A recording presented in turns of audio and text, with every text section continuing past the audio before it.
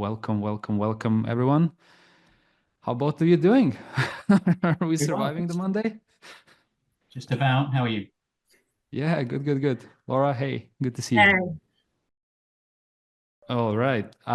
Yeah, thank you both for joining us today. We're gonna spend the next few tens of minutes together, discussing a few important topics around very cutting edge technologies, which are very, very, very quickly taking the world by storm, also in a way that they are having quite significant societal impact. So it's not just something that we're kind of looking at as a technological innovation, but it's very much also a societal one.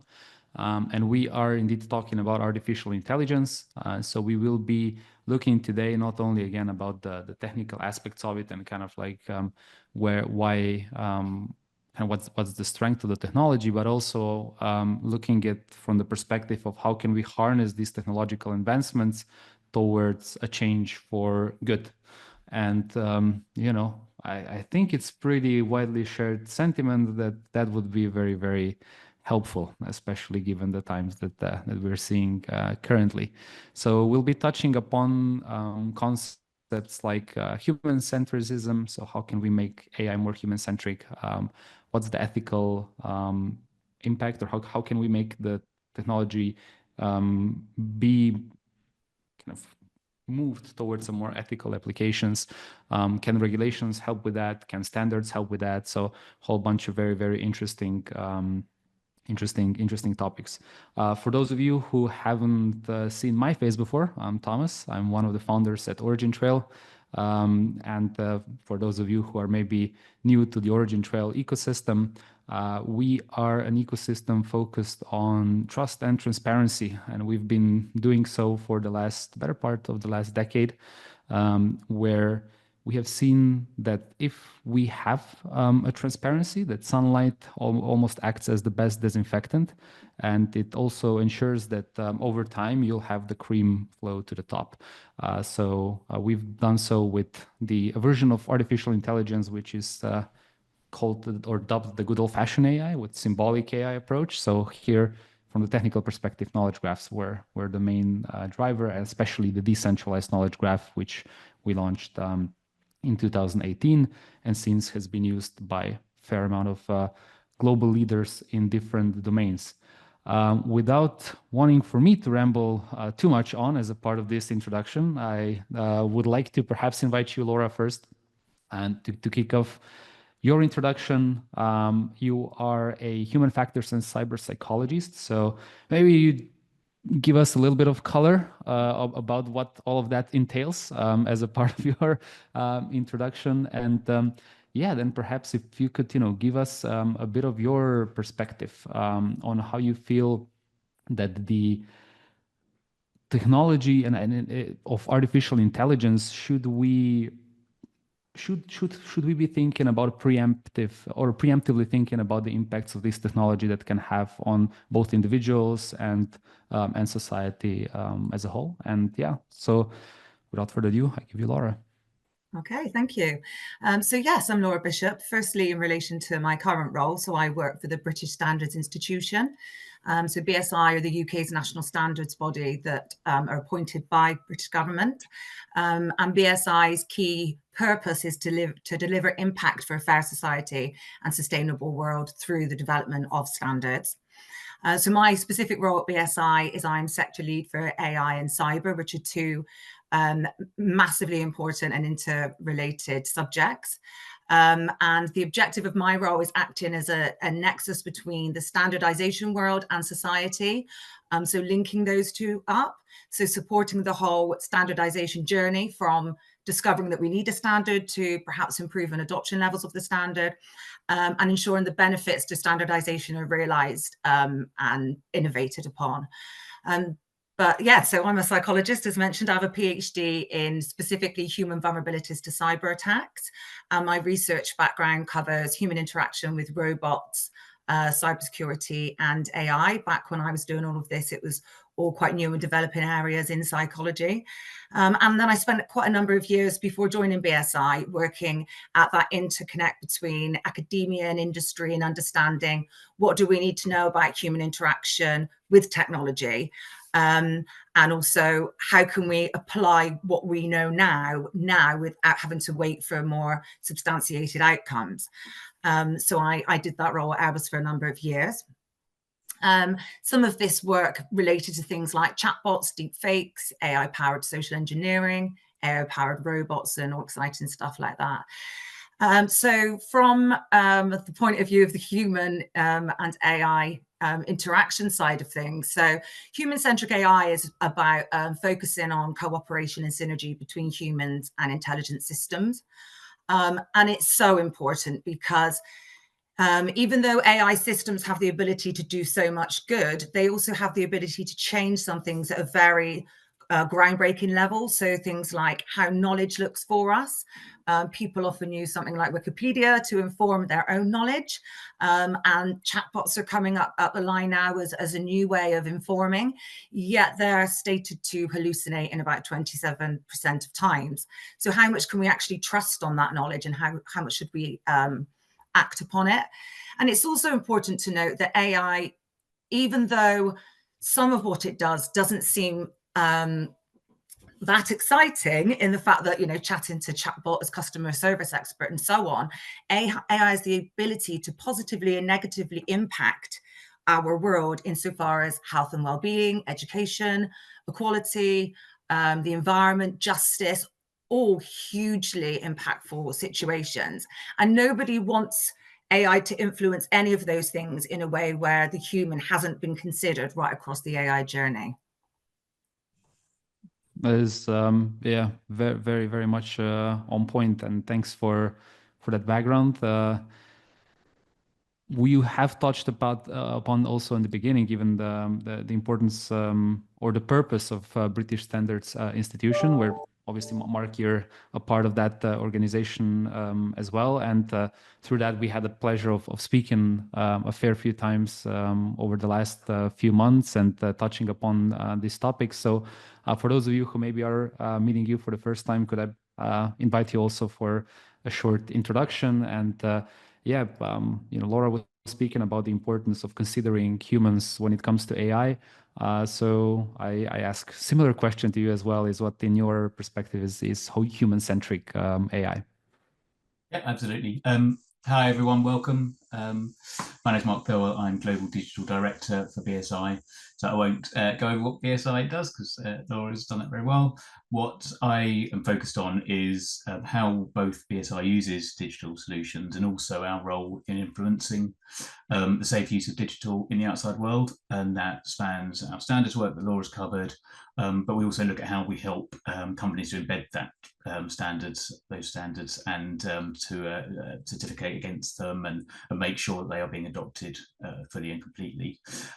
So I sort of span all of that, things like looking at how we as BSI can help influence the outside world in topics like AI, but also quantum computing and IoT and various other disruptive technologies out there. As my earlier work at BSI, I was setting up the AI Regulatory Services Business Unit responding to the EU AI Act. So yeah, lots of interesting work over the last few years. Sure. I 100% agree with what Laura said about human-centric AI. I think we need to think of it as we would any other tool. So AI needs to augment what the human capabilities, not replace them, and therefore we need to have the notions of how humans are going to adopt that AI, how we focus on human well-being, human fairness, really at the center of that whole ecosystem life cycle, as Laura touched on. Same as we did with everything from the printing press through to the internet is a tool. It's going to be a very valuable tool, and I 100% believe it's going to be a force for good, but it needs to work for human beings. You wouldn't design a car without considering, right, how's it going to be used by a human, how's it going to keep a human safe, etc. And we need to do just the same for AI. So it needs to be focused on solving human problems, not being sort of technology for technology's sake. So what are the outcomes we're trying to achieve, and what's the best way of doing that, rather than the other way around?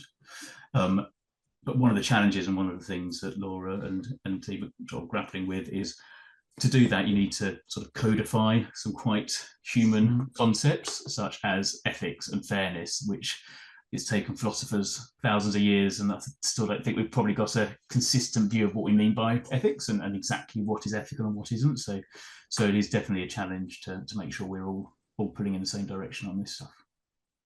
Yeah, I mean, you know, then you have another vector of speed that you have to consider, that it can quickly make whatever approach you pick up just very quickly obsolete.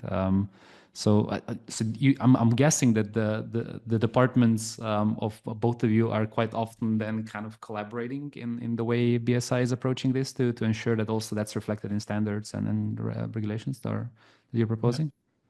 So the whole quality infrastructure, going from accreditation, so UCAS in the UK, through to metrology, so the National Physical Laboratory. So there's a whole ecosystem set up around how do we keep the world safe, basically. What is the quality infrastructure? And we're all working together. In BSI, we do obviously have expertise both in the national standard body and separate, but at the same time, we have a very honoured position as a national standard body. So we need to be careful that the services we offer that others have competitive offerings with, such as certification, that we are suitably ring-fenced.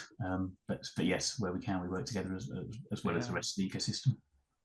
Sure, I think we had a chance to be a part of a few initiatives, also as it pertains to the European Union, as well as not even necessarily just on the business standards, but also on the other types of technological standards, like the data standards, and just the complexity of managing different types of stakeholders. You know, you have the, let's say, maybe smaller, more nimble, faster companies. You have some more long-standing corporations that have much bigger impact if they implement something, and then you have obviously the public bodies and government agencies that you have to take into account. And yeah, what I can say though is that once you are able to come to something that is a more standardized approach, we've seen it a few times within OriginTrail, especially adopting some of the standards or working with BSI to deploy, let's say, a more standardized solution for a particular use case. There's a very big kind of a good impact into how you're able to scale and just how you're able to then create impacts in a much wider sense, right? Compared to doing something in like just for yourself. Yeah, and knowledge graphs themselves they lean themselves very nicely to these types of concepts, because obviously if we can set certain rules of how we're storing data, how we're structuring data, then we can have a much more powerful way to also ground AI in something that's that has tangible foundation, let's say like that. And going to that to you, Laura, as well, you were saying before that there's 27% of times that we see AI systems pick up some sort of hallucination. I think that with that there's different types of manifestations of that, whether that's a more of a misinformation, wanted or unwanted, whether it's a deepfake type of a thing, whether it's infringing on potential intellectual property of someone, or creating a bias in responses over a longer period of time. Like each of those obviously have different types of economic or individual effect to this in society. But which would you kind of point to be the most immediate concern, or how would you kind of think about tackling those? It's so difficult to measure because all of the risks mean something different to different people. So when we're measuring human perception of risk, we look at two things. We look at the probability or the potential probability of something happening, and then the level of severity if that said thing does actually take place. And severities look different, and risk happens at different amounts or occasions for different people. So how organizations might measure risk will look different to how one person might measure risk to themselves. But we could say, yeah, some of the biggest concerns for organizations certainly is deepfakes. That's a huge concern, where there's not huge technical or psychological answers to how we solve those problems as technology continues to progress. But my concerns are actually often more hidden than that. So one major concern at the moment is AI literacy and competency, right from primary school age right the way up to people on the board. You know, it's the responsibility of leaders of an organization to make decisions around AI, but they may not know even what AI is or how it indeed works. Human awareness and autonomy generally, I think, is a big concern. So how do humans become aware of when they're interacting with AI? So how can you make a decision on whether you take the information they're giving you on if you don't know whether the AI is handed over to a human and back again, because you'll trust humans with certain questions and AI with other questions.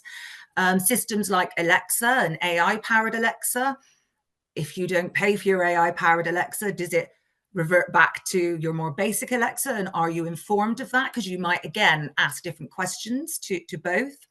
So it's about empowering us to understand when we're interacting with AI and then give us an ability to contest it if something's wrong.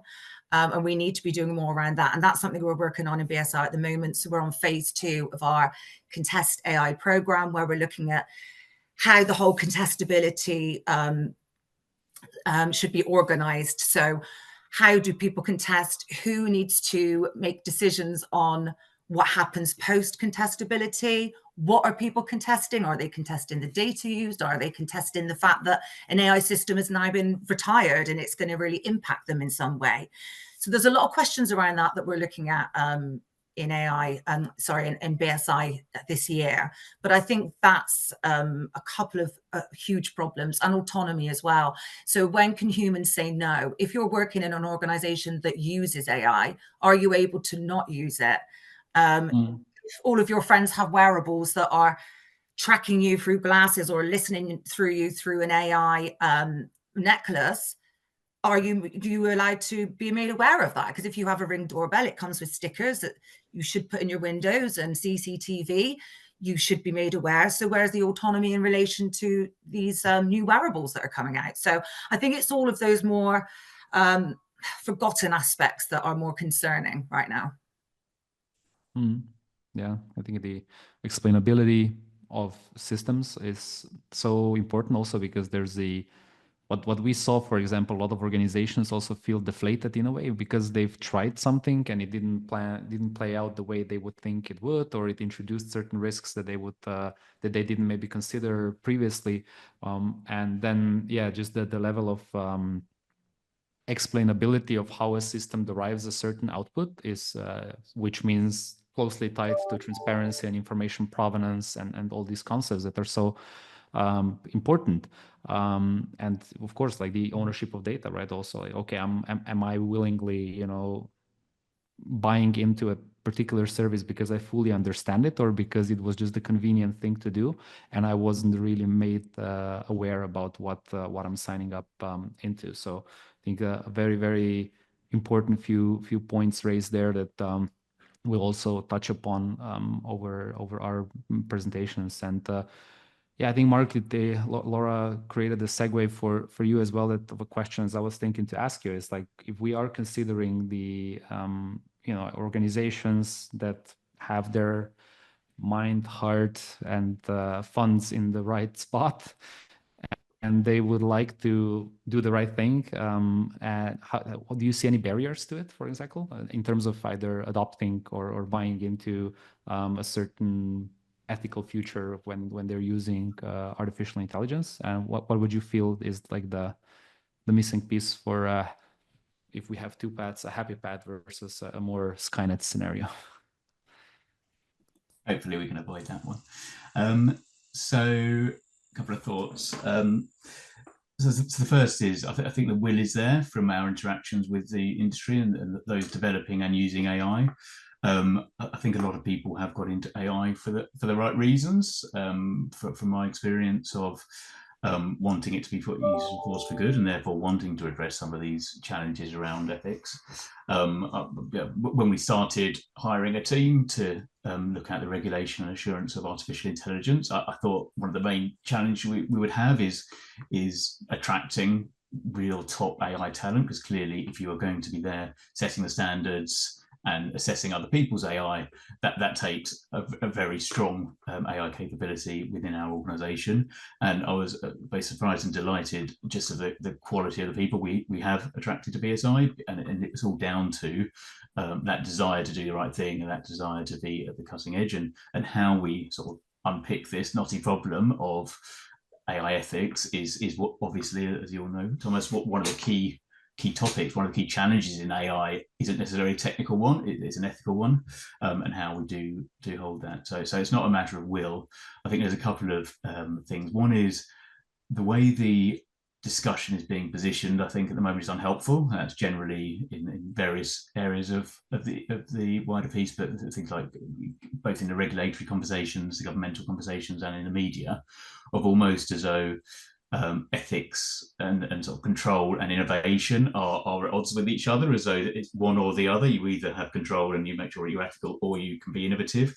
And I think they're two sides of the same coin, basically. I think in order to be truly innovative, you have to have trust as a fundamental. If you don't have trust, you're not going to have investors, you're not going to have clients, you're not going to be able to interoperate and work with the supply chain. So for me, that sort of it's table stakes to innovating is to have that degree of trust and demonstrable trust as well.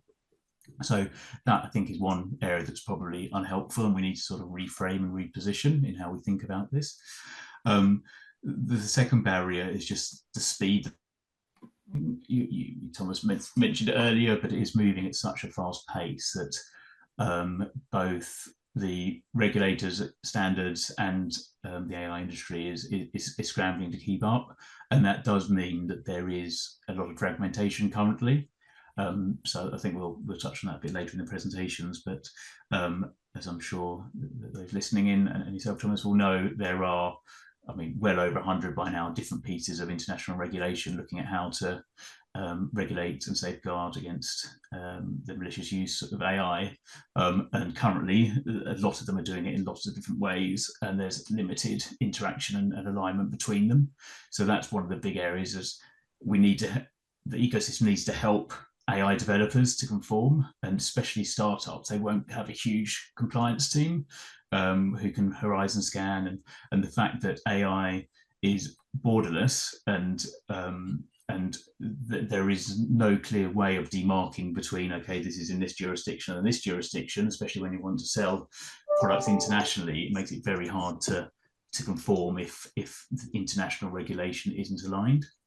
And the next thing I would just touch on is the very technically complex nature of AI itself. Clearly, we are talking about a highly complex, highly cutting-edge technology, which means that it needs its own sort of regulatory and assurance frameworks in itself. So the tools of yesterday will not be fit for purpose tomorrow. So things like how do we do algorithm auditing for looking at bias within data sets and within algorithms, that itself is going to take its own set of tooling.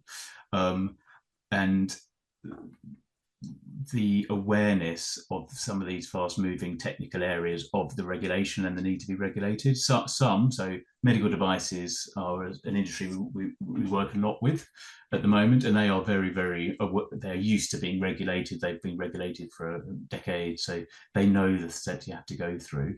Newer industries that have actually been brought about by the introduction of AI, such as biometric identification, for example, they are very much tech first, and they don't necessarily have the capabilities in-house to understand how you need to comply with regulations and how you need to meet governance steps. So they're very new to the party. And then finally, I would say just there are some inherent areas of how the AI industry is shaping. So things like, obviously, the vast amount of training data for algorithms is scraped from the internet, which anyone who's been anywhere near a Reddit page or done any searching on the internet will know that the internet isn't necessarily the most ethical or the sort of paradigm of human ethics. So when we're teaching AI based on that data, we kind of enter it with a bit of an uphill struggle. So those are the sorts of barriers barriers I'm seeing, but I do think the awareness and, as I say, the will within the industry is such that we will get there. It's just, yeah, we need to quickly align and quickly make it easier for people to comply. Yeah, I agree. I think you made a ton of great points there, and they're definitely echoing in our experience as well. It's like when you are able to have more trust and reliability in the system or the solution, the previously deflated folks about that kind of tried something, they skyrocket in terms of readiness to implement something, but it needs to be, you know, enterprise ready in a way, system that performs up to the expected standards. And then yeah, I kind of like to use here sometimes the analogy of, you know, the aviation industry that we've had previously. You had some lone flyers in the beginning, not really using safe devices to fly, but did some very powerful, innovative work. However, for the larger societal impact or the real value grab didn't necessarily lie with them, but more in creating the safety and guardrails that allows us to use planes as the most safe way of travel today, right?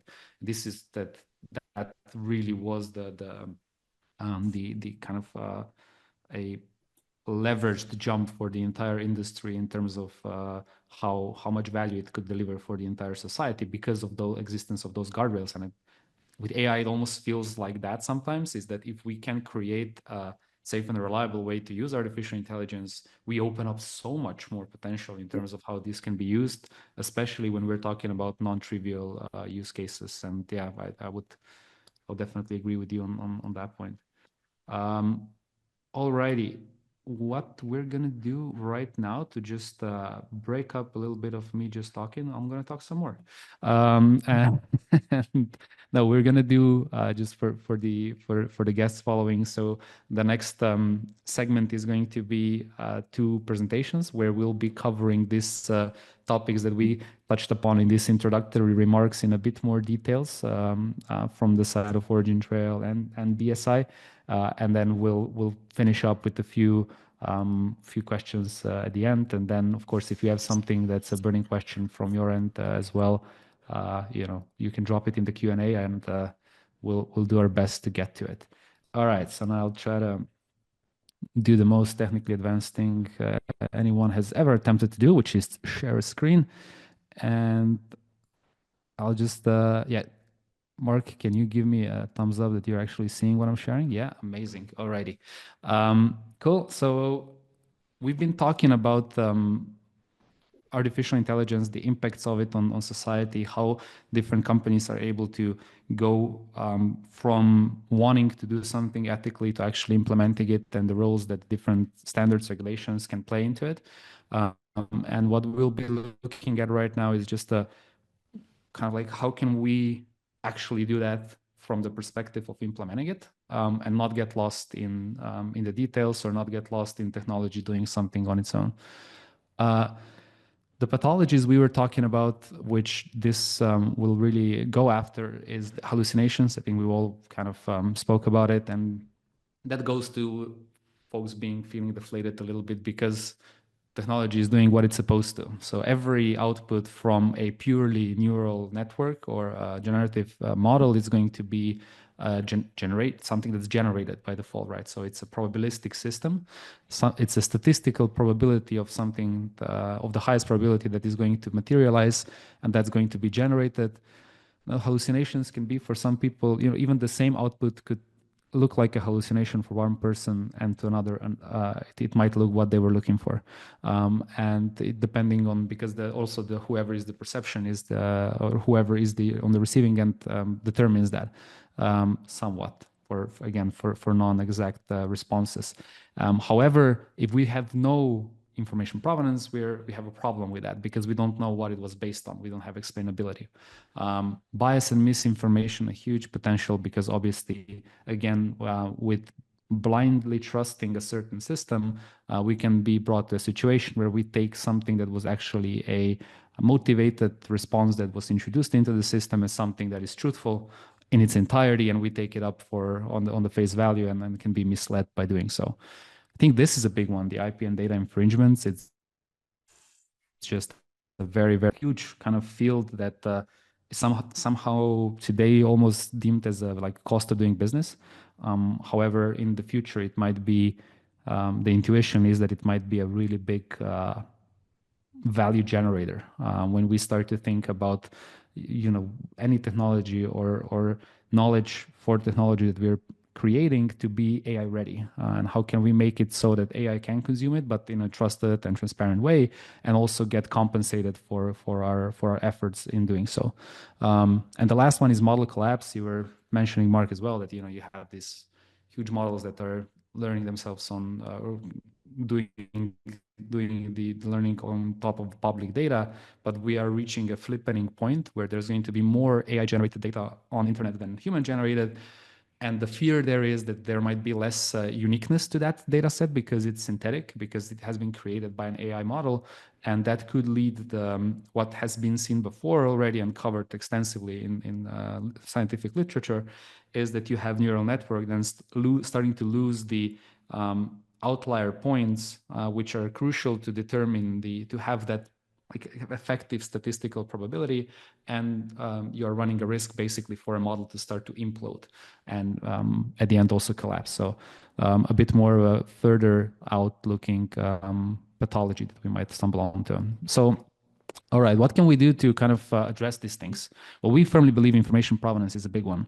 So if we could have things that we know where they came from, like you are able to trace that origin and trust the source, that's a huge differentiator. If we can have data ownership, that's another important piece, because both of those, information provenance and data ownership, are like a building blocks of our fundamentals, which if we in any given AI solution have, we are much more, with transparency, with that level of transparency, we're off to a better ethical start, let's say like that. Because we have tools that we can then base our decisions off, or we have tools that we can have our systems play along certain rule sets that we define. If we are able to then expand that premise of having information provenance and data ownership to multiple data sources and contributors, so something that can span really widely, like an internet scale ideally, then that would be another very important point, because it's much more democratized. Then it's no longer just 5 companies doing something good or grabbing the entire value, but it's much more democratic in the sense that everyone can take part in protecting their knowledge, protecting their data, but also benefiting from it on the other side, which leads to the last point of fair value exchange and incentives, which are, like, if we don't have that, it's what's the saying? Show me the incentives and I tell you the outcome, right? So if you have skewed incentives, we can have the best of intentions, but over a long period of time, the equilibrium is going to get set at where the incentives lie, not at where our desire to go is. So we got to make sure that we have this in place too. So let's jump from like what we would want to have to how we can make it happen, how we can have this secure, safe, and reliable AI.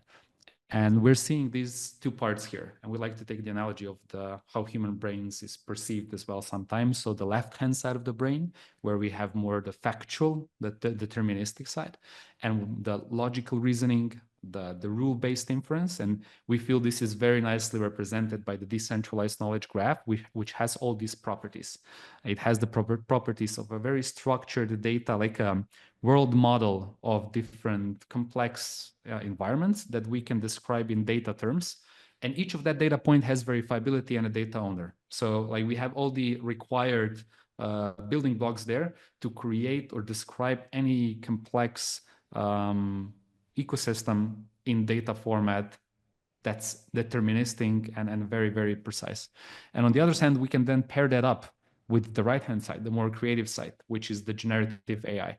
And if we can combine these 2 things together, the probabilistic with the deterministic, we have actually how also we are using our brains. So we try to think of information we stored somewhere, and then we create new reasoning on top of it. And if we once we have this combined, we can actually do a lot of very, very exciting applications. So if we now flip that horizontally to a more vertical architectural like layer, you would see that underneath, for the information verifiability and ownership, we have the trust layer of blockchain. The knowledge base is where the knowledge graph magic happens.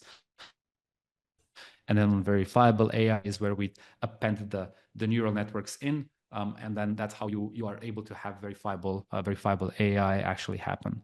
So another, it's a bit more technical, but basically, yeah, let's, if you have different knowledge bases on different side of the world, different devices, whether those are servers or even wearables or whatever, and then you can have AI deployed within them or locally. So that's one way of doing it, and data preserving way.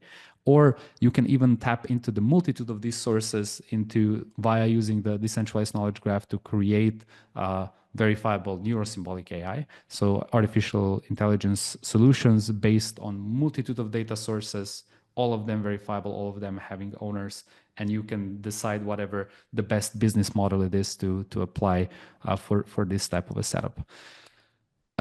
So this isn't obviously something that has been just kind of mustered for this webinar, even though that would be very cool. But the technology has been around since quite a while, 2018, and a lot of very powerful use cases deployed since. A couple of those that mentioned here also with British Standards Institution, helping to protect the security audits and share them with the retailers into the US, including some of the bigger names like Walmart, Home Depot, and Costco.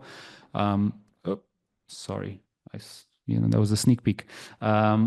There's obviously also the Swiss Federal Railways use case for where they're exchanging these types of, or they're using this very nice decentralized repository with their suppliers so that they can tap into the information about different rail parts in real time and have their AI systems then produce whatever outputs they want to with that. We have some food and beverage traceability where the same thing can be used to increase the information available for consumers, and the pharmaceuticals was used for donated medicine to really create a much to increase the level of transparency in the solution. So with that, we hopefully showcase that you can have a more safe and reliable AI with the technology that's available today, and ideally you can have almost like a by design approach where you are already compliant with different standards and regulations. That would be the very ambitious goal, let's say, over the course of usage of the technology. And with that, I will hand it over to Mark, I believe. Do you want me to share the slides for you, or Yeah, are you taking? Yeah. All right. That'd be good. Okay, of course. There you go. So I'll pop it over to you and for your part of the presentation. So I'll be fairly brief on this. What we will do, Thomas, is share with those who have joined the webinar some of our we've got a white paper on wearables, which I think helps bring a lot of what we've been talking about together in terms of a new, almost new industry coming about because of the sort of technical progress that we're making, and one which really can harm human health. So wearables being used increasingly in a clinical setting, and how do we make sure that's standardized, particularly across borders and across supply chains. So just what you were covering around pharmaceuticals and things, I think really resonated. So we'll share that afterwards, but I will canter through this because I'm keen to get to Laura's section on human-centric AI.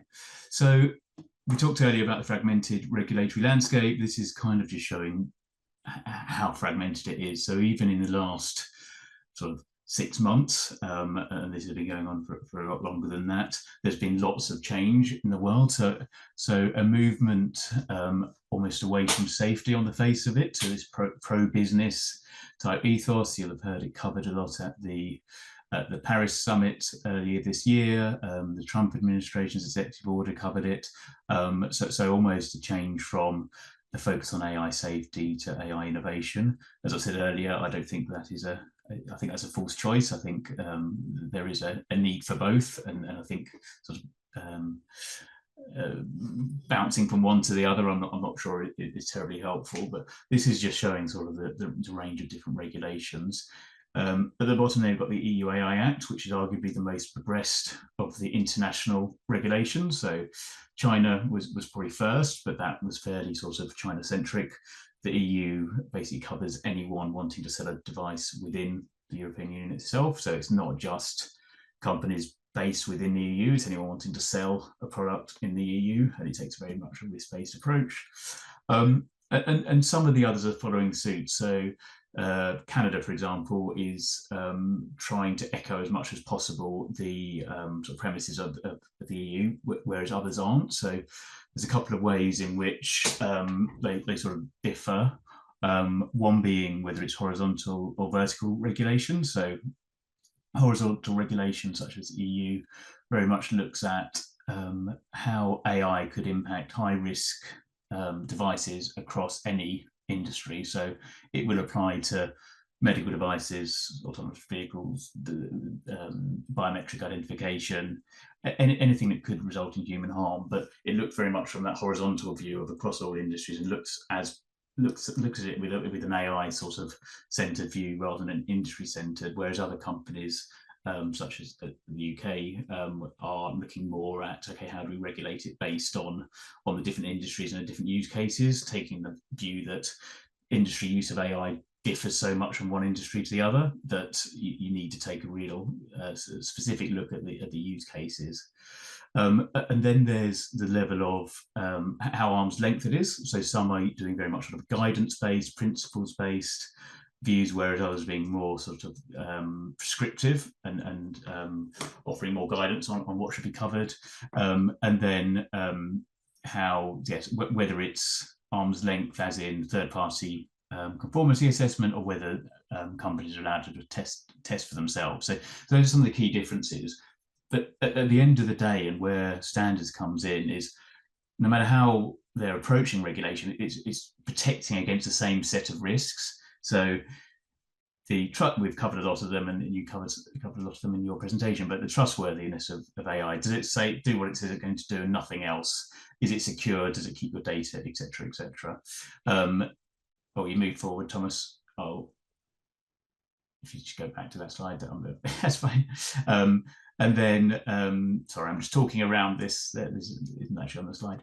And is it ethical? Does it conform to our expectation of bias? And then is it traceable? Does it do what it says it's going to do and nothing else? And that's where standards comes in, and Laura can touch on more of that. But standards are consensus-based, so people from the industry come in together and write it. Before I joined BSI, to be frank, I didn't really understand how it worked, and I assumed it was some sort of a few industry experts in a room just writing standard, whereas it's much more consensus-based. So it's got users of the technologies, it's got the developers, it's got academia, it's got societal and civic groups. It's a full representation of society feeding into what that standard should look like.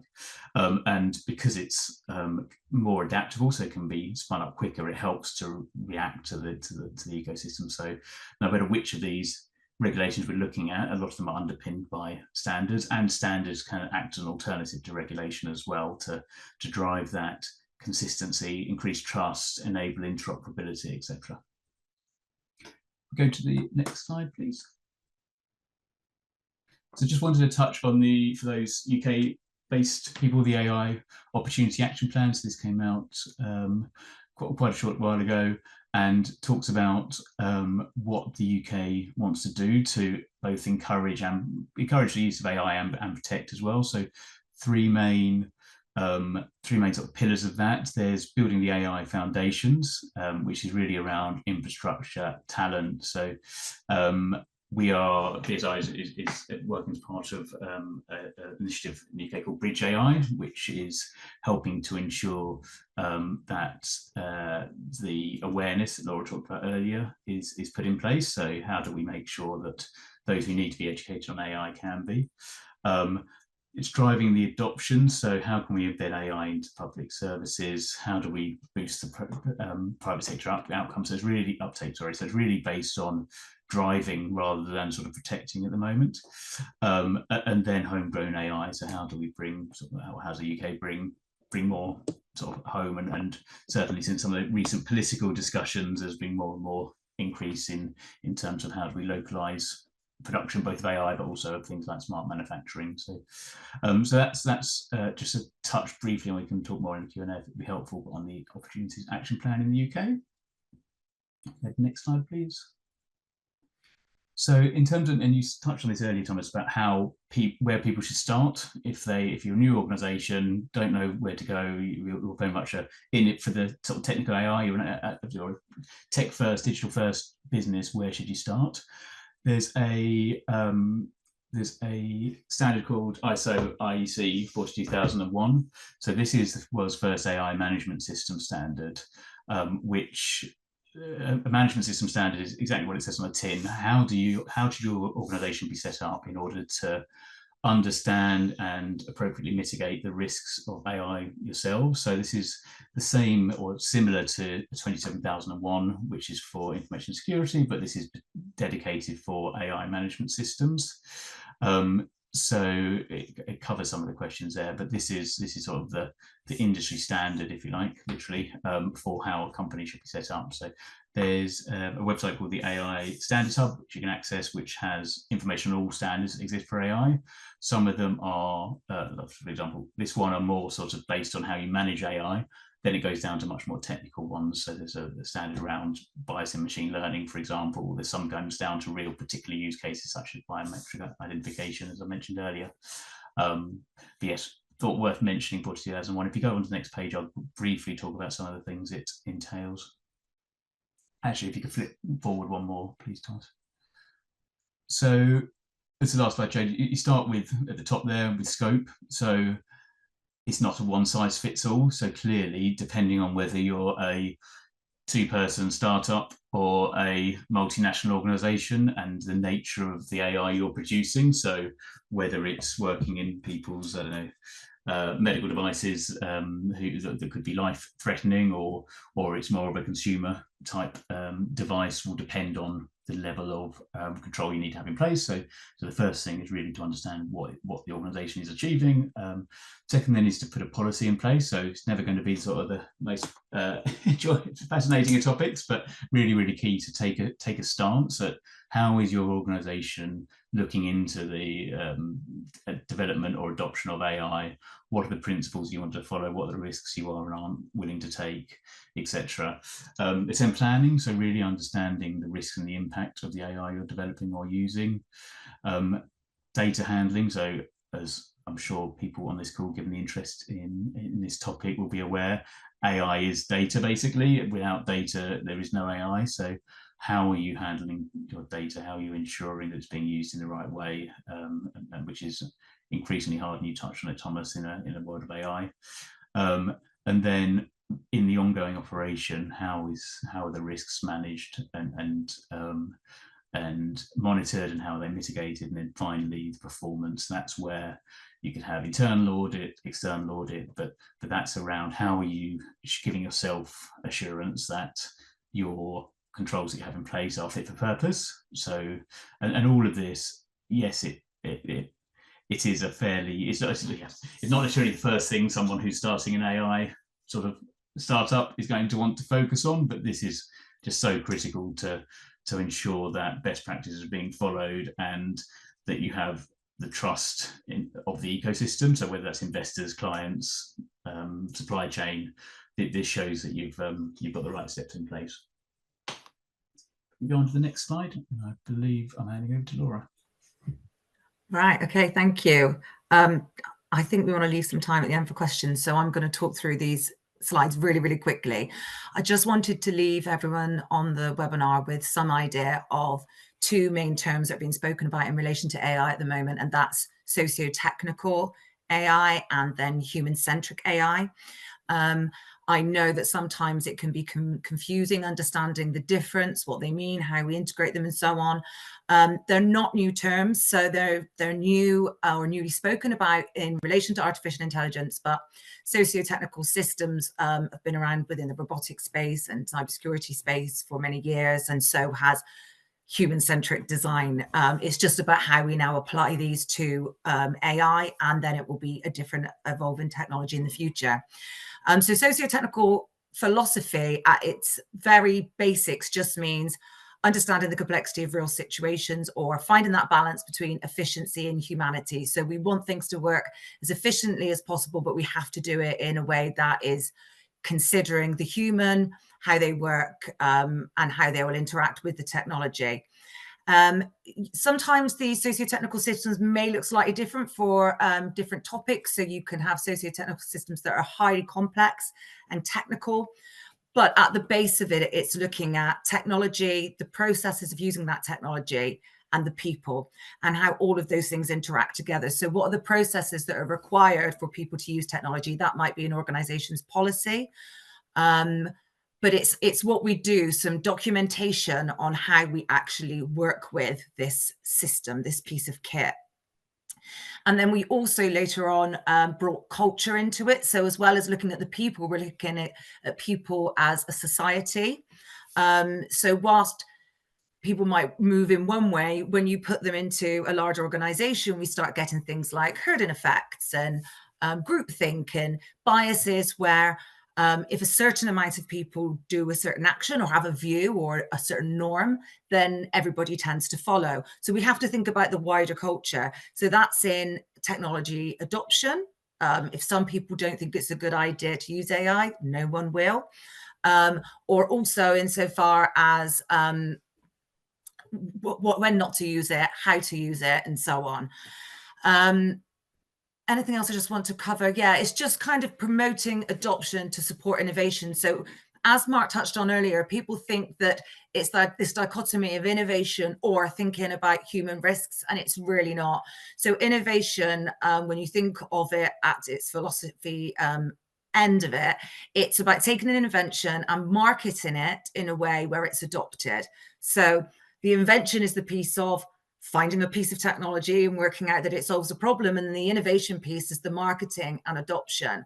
And so without marketing it to humans in a way that they adopt it, it won't be adopted. We've already seen a lot of AI systems, products like Humane's AI pin that didn't actually get as good a take up as was expected. And that's because people didn't adopt it because it wasn't fit for their purpose. So this is why we need to think about how it works for humans within these sort of 4 pillars. Just moving on to the next slide. And I just kind of want to state that this has already been considered in standards. So when we're talking about 42001 that Mark was touching on, it thinks about the 4 pillars that I've just discussed. So it talks about the technology, what risks there may be around the technology, how to assess it. It talks about processes. So who's responsible for what policy should be written about how things are done, the people, so what competencies should they have to be able to empower them to use the technology appropriately, and then from a culture point of view, who's responsible for guiding that? What's the leadership program? How do they therefore have to communicate to the people and how often? So it considers all of that, those 4 pillars, and really guides on that. Next slide. And then just to zoom into that people aspect, this is when we start talking more about human-centric AI. So we're talking about really focusing on that people end, where we quite often talk about security and safety, and they're really important aspects, and privacy when it comes to AI. But as I mentioned earlier, it's also about empowerment. So making sure that people have the autonomy to use it in a way they see fit, that they know that they're using it, that they can use it competently. Again, that's going to impact adoption. If people don't have the self-efficacy that they believe they can actually use AI appropriately, they won't use it. The whole ethical piece and transparency to guide all of those things I mentioned. So yeah, we talk about trusted AI, we talk about AI adoption, we talk about accountability, and without putting the human in the center, we're not going to find this work successfully. And we have to consider this right at the start of the whole AI journey, because otherwise we end up with things like the whole email system, where the technology was fantastic and it was implemented, but it wasn't designed for the human and perhaps human security and safety, which is why when it came to phishing attacks down the line, we had to work with a system that didn't think about how the human brain works. So we had to think of other ways that we could perhaps adapt it. Now that we have systems like email that we use for more external purposes at work, and then systems that we use for more internal purposes at work, we're finding that phishing is much more easy to manage. And that's perhaps how we might have designed it right at the beginning, how we thought about how the human brain works. I think that's all of my slides, isn't it? Do you want to? And I think there's one more. And that was just to finally say, that's why when we think about standards and providing standards, remember the whole purpose is to support people to use, in this case, AI that's fit for purpose, functional, humane, and so on. We have to think about this from discovery. So making sure that we discover that a standard is needed as early as possible. We want to make sure that we're supporting as soon as an evolving technology becomes something that needs to be thought about at that depth, at the point of scoping. So we work with organizations in workshops and things like that, and with people of industry, perhaps SMEs, if we need to make sure that every standard works for everyone as best as it can. So that's the way a lot of organizations can get involved at that sort of point of scoping.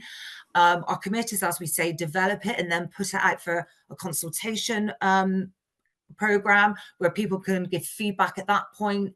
It's then refined, and then it goes out to the point of adoption, where at BSI, we don't just leave people there and say, right, go and adopt it. We have, like we say, our Bridge AI programs and many more where we state, okay, this is how you can actually make it work in the context of your own organization. I'm going to leave it there. There's lots more I can say about that slide. I'm just conscious we've only got 4 minutes left and there might be 1 or 2 questions. Awesome. Then I'll try to, stop my screen share for now so we can see each other better.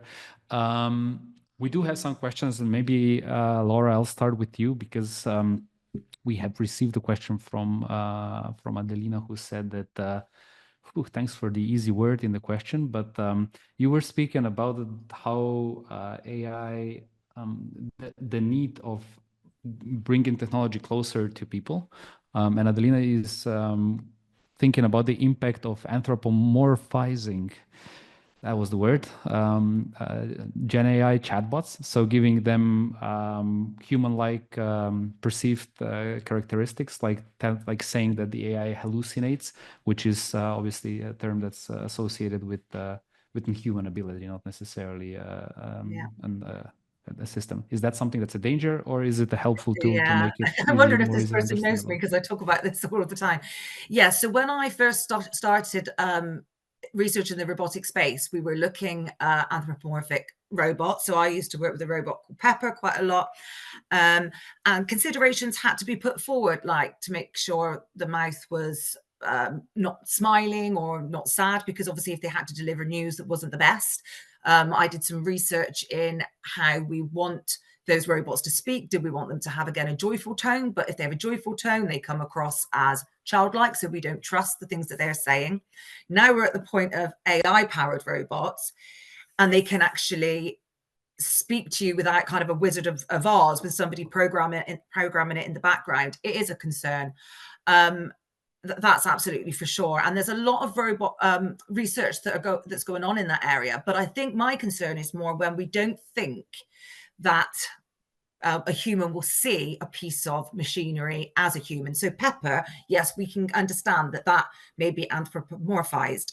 But what if it's a piece of industry kit that looks like it has 2 screws for eyes and a mouth? It sounds crazy. But us as humans, we actually end up seeing another human in that piece of kit, and then we trust it more and so on. So I think that's the area of research where I think a lot more of a focus needs to be done, where it's not naturally something that we would expect there to be concern, but also in healthcare. So there's a lot of AI-powered robotics going on in healthcare insofar as AI chatbots that will speak to different types of patients to help improve their welfare.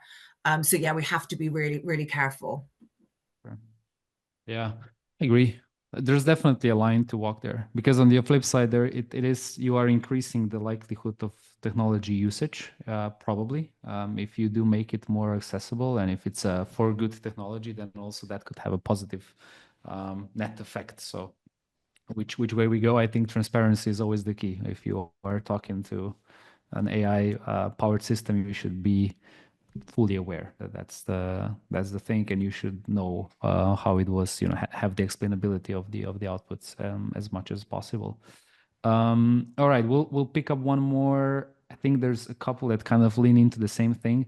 So one question was around persuasion of different stakeholders, whether they are an organization you're working with, like a client, or a even industrial organizational. The question was around the web content accessibility guidelines from W3C. But I think it applies more widely in terms of how do we kind of bring any type of standard approach to closer to the industry. And if I may offer my 2 cents, I think it's what we've sought to be the most effective is always making a tangible step. So if you can pilot a piece of standard to show it in action and what it can do and how it is created, I mean, why it was created. So what's the output that it delivers? Then that's something that's always the most kind of powerful way to get someone across the line to buy into the strength of the particular approach, whether it's an innovation of an existing standard, or it's something that's completely a grassroots movement. But Mark, you're spending even more time on this than I am. So maybe if we could offer your thoughts as well.